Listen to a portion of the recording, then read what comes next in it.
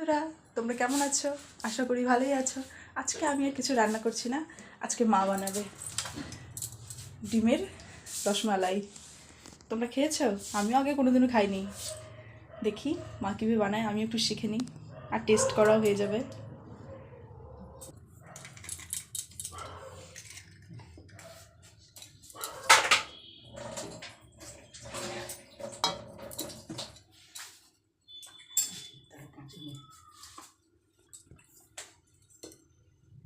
এই যে গুঁড়ো দুধ লাগছে, আমাকে দেখা যাবে না কিন্তু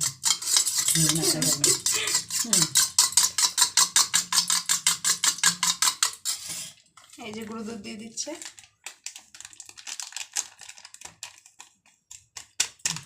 একটুখানি একটা আনতে বলছে আমাকে, দুইটা নিয়ে আসছি। দুইটাই লাগবে, দুইটা গুঁড়ো দুধ লাগছে,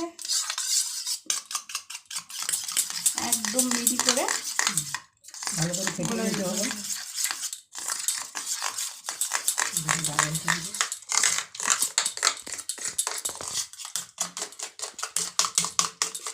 দুধটা জাল হচ্ছে।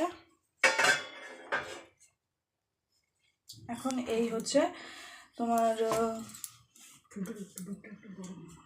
গুঁড়ো দুধ আর হচ্ছে ডিমটা ফেটানোর পরে এইরকম হবে। এটা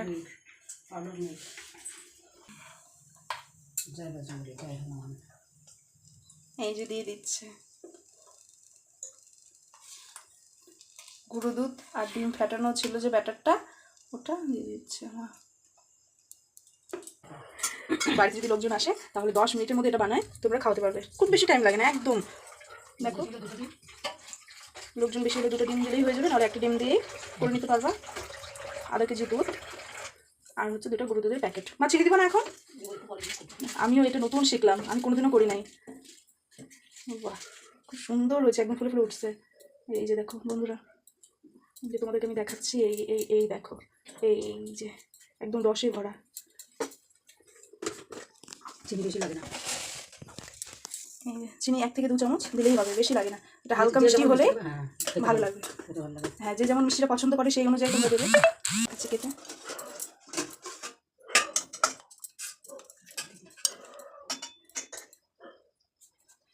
একদম স্পঞ্জি। কেমন হচ্ছে খায় দেখো।